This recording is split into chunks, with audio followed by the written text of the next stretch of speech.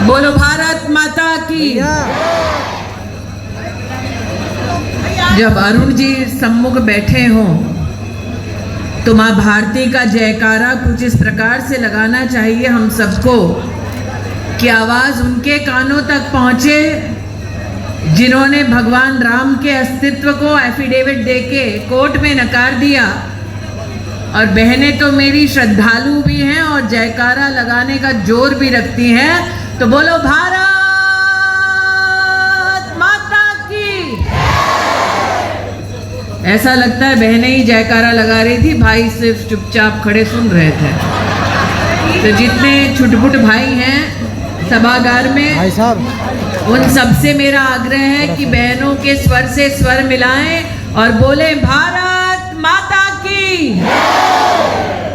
मंच पर विराजमान भारतीय जनता पार्टी के सभी सम्मानित पदाधिकारी, जनप्रतिनिधि और आज विशाल संख्या में भारतीय जनता पार्टी के प्रत्याशी को और राष्ट्र के प्रधान सेवक को अपना आशीर्वाद देने आई स्नेही बहनों को, सम्मानित भाइयों को इस मंच से प्रणाम करती हूं। आप सबका वंदन एवं अभिनंदन करती हूं।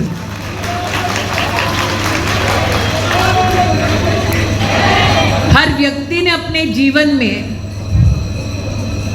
इस सत्य को जिया है कि जब जब हमें दरकार पड़ी तब तब हमने दरवाजा खटखटाया भगवान का, राम से मांगा, राम ने दिया। लेकिन मेरठ लोकसभा क्षेत्र अपने आप में इतनी भाग्यशाली है कि जो स्क्रीन पर भगवान की प्रतिमूर्ति थे, आज वो साक्षात प्रत्याशी के नाते आपके सम्मुख उपस्थित है। सभ्यता और संस्कार का वाहक जब एक व्यक्ति बनता है तो उसका पूरा जीवन उस संस्कार का, उस सभ्यता का संकेत बन जाता है। नीचे कर हल्का सा। और प्रभु की लीला अनोखी है कि जिसने प्रभु के स्वरूप को टेलीविजन पर एक जागृत मुद्रा में प्रस्तुत किया, उसका नाम प्रभु ने सूर्य के आधार पर अरुण रखवाया। सूर्य का तेज ऐसा कि जो अपवित्र हो वो भस्म हो जाए, सूर्य का प्रकोप ऐसा कि जो प्रकृति के विपरीत जाए उसको भस्म कर जाए। और सूर्य जब अस्त होता है तो मन में कहीं ना कहीं ये संकोच, ये पीड़ा, ये भय रहता है कि अंधेरों में क्या होगा। सूर्य के उगने का इंतजार ब्रह्मांड करता है। मेरठ लोकसभा क्षेत्र अपने आप में भाग्यशाली है कि साक्षात अरुण यहाँ पर प्रत्याशी के रूप में विकास का नया सूरज उगाने के लिए उपस्थित हुए हैं। अरुण जी, आज की बहनों की ये मीटिंग अपने आप में विशेष इसलिए है क्योंकि एक तरफ मेरी अनुभवी बहनें हैं जिन्होंने वर्षों से संगठन को अपनी मेहनत से सींचा, और दूसरी ओर वो बेटियां जो अपने जीवन में पहली बार वोट देकर संविधान और राष्ट्र के प्रति अपनी जिम्मेदारी का निर्वहन करने आ रही हैं। ये दो पीढ़ियां महिलाओं की आज आपको आशीर्वाद देने यहां उपस्थित हुई। जो अनुभवी महिला आज इस सभागार में उपस्थित है, उसने देश में ऐसा वक्त देखा कि अगर औरत किसी गरीब घर में जन्म ले तो उसके दिन की शुरुआत ही अपमान से होती। खुले में शौच में जाना मतलब सूर्यास्त का और अंधेरों का इंतजार करना। हमारे देश में कभी किसी गरीब औरत ने किसी नेता को जाकर ये नहीं कहा कि मेरे लिए एक शौचालय बना दो। किसी राजनेता ने कभी शौचालय की सामाजिक राजनीतिक चर्चा तक नहीं की, क्योंकि दबी आवाजों में इन विषयों पर कभी चर्चा सार्वजनिक होती नहीं थी। जब नरेंद्र मोदी के प्रति आप देश भर में, विश्व भर में सम्मान देखते हैं और महिलाओं का विशेष रुझान देखते हैं, उसके पीछे सबसे बड़ा कारण ये कि एक गरीब माँ का बेटा जानता था कि गरीब घर की बेटी, बहू, बहन किस अपमान से हर दिन गुजरती है, और उन्होंने मुकम्मल जीत हासिल करने के बाद सबसे पहला निर्णय ये लेकर आए वो कि अगर महिला का वाकई में सम्मान करना है, बेटियों को अगर आगे बढ़ाना है, तो कम से कम उनके लिए एक शौचालय घर पर और विद्यालय में बनाओ। 11 करोड़ शौचालय बने।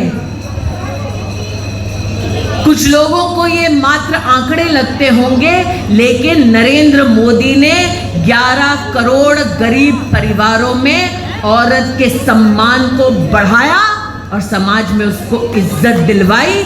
ये भारतीय जनता पार्टी की सरकार का सबसे बड़ा योगदान है। यहां बेटियां बैठी हैं जो फर्स्ट टाइम वोटर्स हैं। इन्होंने वो मंजिल नहीं देखा जब महिला अगर प्रतिभाशाली हो, लेकिन घर की मजबूरियां हो और महिला कहे कि मुझे अपने दम पर कुछ करना है, तो घर में लोग कहते पैसा कहाँ है कुछ करने के लिए।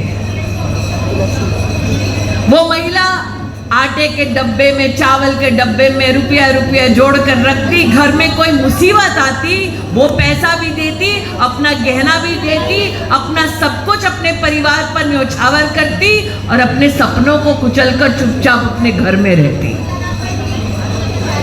मोदी ने कहा राष्ट्र का उत्थान करना है, तो महिला का उत्थान छोड़ो, महिला के दम पर पूरे हिंदुस्तान का उत्थान करो। ये सोच हिंदुस्तान में पहली बार नरेंद्र मोदी लेकर आए। ये कोई सोच नहीं सकता था कि हमारे देश में 24 करोड़ महिलाओं का जीवन में कभी बैंक का खाता तक नहीं था। मोदी ना आते तो ये भी मुमकिन ना हो पाता। इसलिए आज नरेंद्र मोदी के प्रति, जैसे तोमर साहब ने कहा, महिलाओं का वोट परसेंट बढ़ता है, उसका पहला कारण शौचालय बनाना और दूसरा कारण ये कि जिसने हर घर की बेटी को लक्ष्मी स्वरूपा माना, ऐसे भाई के सर पर हमेशा बहनों का आशीर्वाद रहेगा। कोरोना की मुसीबत आई, आज हमारे जिला अध्यक्ष यहाँ पर सुरेश जी उपस्थित हैं, हमारे लोकसभा के संयोजक शर्मा जी हैं, हमारे प्रभारी विजय जी हैं।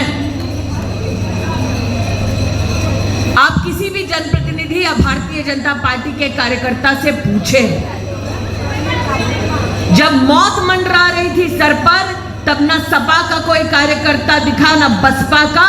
ये भारतीय जनता पार्टी का कार्यकर्ता था जिसने गांव गांव, घर घर जाकर हर मोहल्ले में मास्क बांटा, सैनिटाइजर बांटा और गरीब को खाना बनाकर खिलाया, और मोदी ने मुफ्त का राशन पहुंचाया। ऐसे माहौल में जब देश को एकजुट रहने की जरूरत थी, तब सपा वालों ने कहा टीका मत लगाओ, कांग्रेस वालों ने कहा टीका बाहर से लाओ, मात्र मोदी था जिसने कहा हिंदुस्तान में टीका बनाओ, पूरे विश्व में हिंदुस्तान का जौहर दिखाओ। यहां कितने लोगों ने वैक्सीन लगाई है? पुरुषों ने नहीं लगाई क्या? लगाई है। आज ये कहने आई हूं कि जिसने वैक्सीन लगाई, हाथ उठाया, वही हाथ दिल पर रखकर बोलो, अगर केंद्र में कांग्रेस की, सपा की सरकार होती तो क्या वैक्सीन मुफ्त में सब तक पहुंचता? अगर केंद्र में सपा की, कांग्रेस की सरकार होती तो क्या गरीब तक मुफ्त अनाज पहुंचता? वैक्सीन लगाया ना, तो 26 तारीख को जाओ पोलिंग बूथ पर, सपा को रिजेक्शन का इंजेक्शन लगाओ, कमल का बटन दबाओ और अमन गोविल को जिताओ। आज ये कहने आए हैं।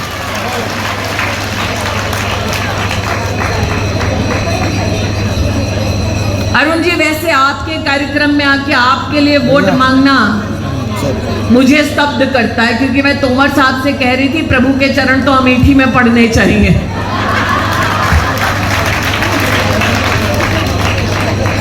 लेकिन लालसा कितनी होती है, लालच कितना होता है सत्ता का कांग्रेस में, उसके मैं आपको 2 उदाहरण देना चाहती हूं। मैं उस संसदीय क्षेत्र से हूं जहां 50 साल गांधी खानदान का एक छत्र राज रहा। आप तो अरुण जी बहुत भाग्यशाली हैं कि एक सशक्त टीम आज आपको चुनाव लड़वा रही है मेरठ से। हम वहां चुनाव लड़े जहां पर 60% बूथ पर भाजपा का टेबल भी नहीं लगता था। डर के मारे स्वयंसेवक और भारतीय जनता पार्टी के कार्यकर्ता प्रताड़ित होते थे, कुछ कहते नहीं थे, ध्वज अपना उठाकर निडर होकर फिर भी विषम परिस्थितियों में चलते थे। हम हारे लेकिन भागे नहीं, डटकर हम वहां लड़े और लड़ने का परिणाम यह हुआ कि आज वहां से प्रत्याशी घोषित करने में कांग्रेस हिचकिचाती है। मैंने तो यहां तक पूछा अरुण जी आपकी अनुपस्थिति में अध्यक्ष जी से कि सपा का 3 बार कैंडिडेट बदला है कि 4 बार बदला है। उन्होंने कहा दीदी नहीं 3 ही बार बदला है। फॉर्म भरने की तारीख समाप्त नहीं होती तो क्या पता और बदल जाता। तो आपके यहाँ पर सपा उम्मीदवार पे उम्मीदवार बदल रही है, मेरे यहाँ पर कांग्रेस उम्मीदवार अभी घोषित नहीं कर रही है। लेकिन उम्मीदवार घोषित ना करना मैं मीडिया के बंधुओं से विशेष कहना चाहती हूं, उसमें हिचक मात्र एक है, क्योंकि पहले उन्हें वायनाड का चुनाव लड़ना है, फिर उत्तर भारत आना है। और वायनाड में वो कैसा चुनाव लड़ रहे हैं? वायनाड में पीएफआई नाम का आतंकी संगठन है जिस पर प्रतिबंध लगाया है भारत की सरकार ने। उसके राजनीतिक नेताओं के समर्थन से राहुल गांधी वायनाड में चुनाव लड़ रहे हैं। और जितनी बहनें और फर्स्ट टाइम वोटर्स यहां बैठे हैं, मैं चाहती हूं कि वो ध्यान से सुने कि आतंकी संगठन क्या है। एसडीपीआई नाम के संगठन ने केरल में हर जिले में हिंदू नेताओं की लिस्ट बनाई है जिनका वो वध करना चाहते हैं। आप सोचिए, आज गांधी खानदान चुनाव लड़ने के लिए आतंकी संगठन के राजनीतिक नेताओं का समर्थन लेने को तैयार है जो फेरिस्त बनाते हैं हिंदुओं की हत्या की। और इसीलिए आपको सोचना है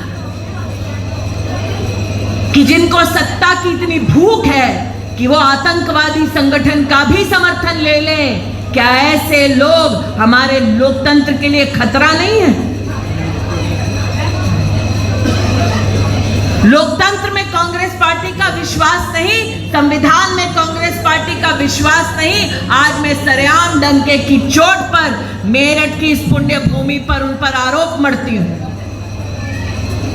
अगर आप तमिलनाडु जाके कांग्रेस पार्टी के समर्थक देखें तो वो लोग हैं तमिलनाडु में डीएमके के जिन्होंने बाबा साहेब अंबेडकर का संविधान सरेआम जलाया। सत्ता का इतना लालच है गांधी खानदान को कि जिन्होंने बाबा साहेब का संविधान जला डाला, गांधी खानदान उनका भी समर्थन लेंगे।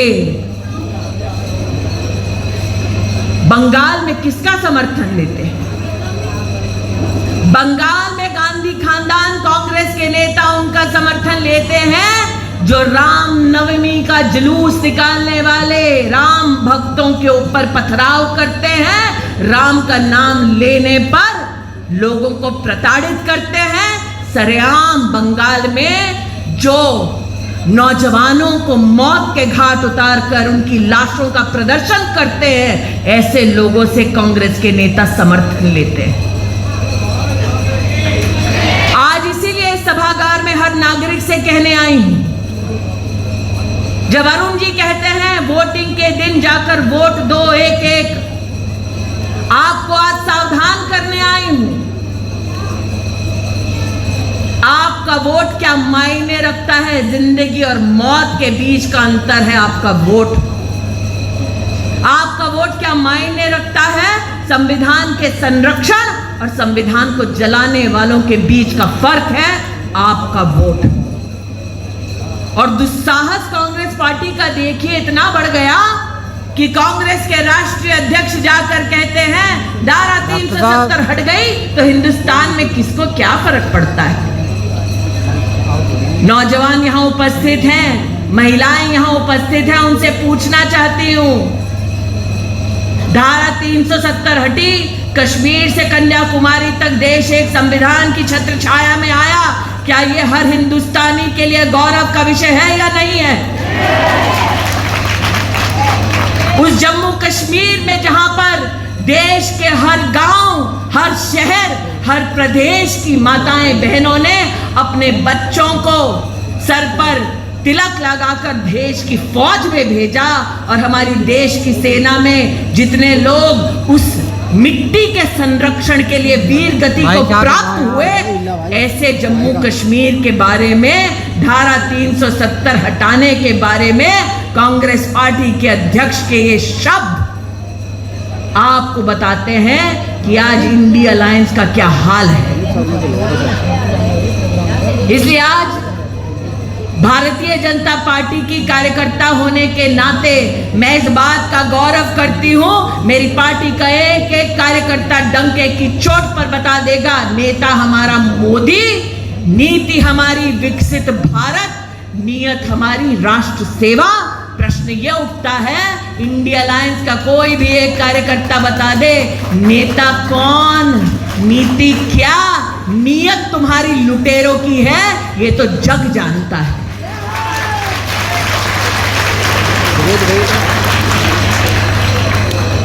जाने से पहले बहनों से कहना चाहती हूं, अरुण जी जैसे ही सभागार में आए, बहनें प्रफुल्लित मन से जय श्री राम का नारा लगाने लगे, जबकि अरुण जी ने तो टीवी सीरियल में प्रभु राम का रोल किया है।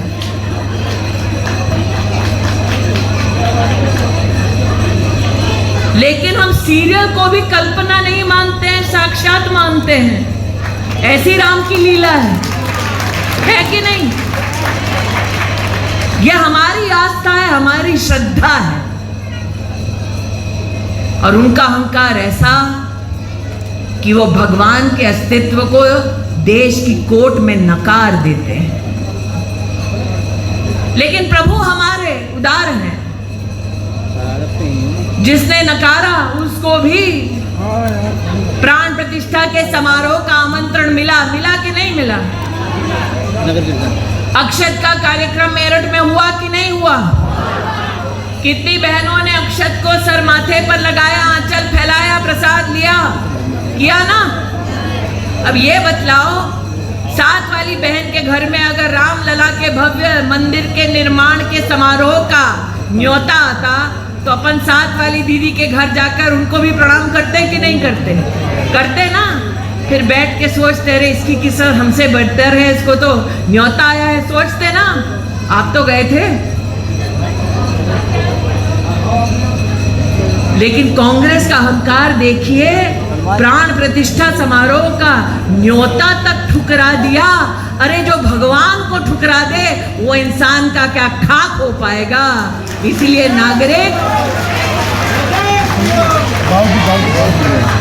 नागरिक पोलिंग बूथ पर जाएगा और कौन सा बटन दबाएगा?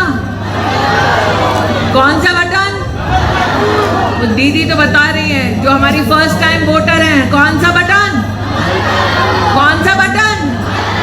कौन सा बटन? ना लड़कियों की आवाज तेज होनी चाहिए, आंटीज की आवाज ज्यादा तेज है। कौन सा बटन? कौन सा बटन? कौन सा बटन? प्रत्याशी का नाम, प्रत्याशी का नाम, प्रत्याशी का नाम, नेता का नाम, नेता का नाम नरेंद्र दामोदर दास, नरेंद्र दामोदर दास, नरेंद्र मोदी। इसलिए आज अरुण जी साक्षात मैंने देख लिया कि अनुभवी बहनें और फर्स्ट टाइम वोटर लड़कियां पूरे जोश के साथ एक छत के नीचे आएंगी। इसी को देखकर दोबारा कहने का मन करता है मोदी है तो मुमकिन है। बहनों से कहना चाहूंगी, चुनाव में पोलिंग के दिन ये राष्ट्र ने सुनिश्चित कर दिया है कि अब की बार, देश बोल रहा है ना अब की बार, लेकिन उसके लिए जरूरी है कि हर बूथ पर जाएं, कमल का बटन दबाएं, अरुण जी को जिताएं और अरुण जी को मोदी जी के सानिध्य में देश की संसद में ले जाएं। आज बहनों को यही निवेदन करते हुए अपनी वाणी को विराम देती हूँ। जय हिंद, जय भारत, बोलो भारत माता की।